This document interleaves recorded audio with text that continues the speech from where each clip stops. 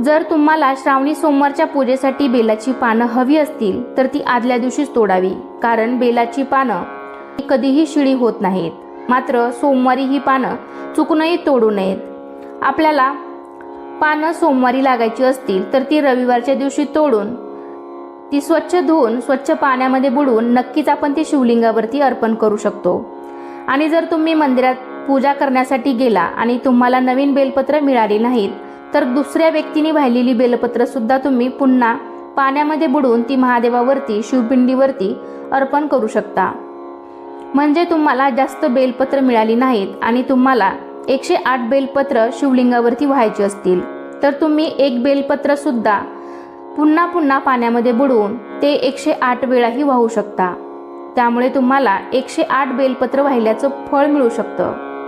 म्हणजे एक बेलपत्र तुम्ही 108 वेळाही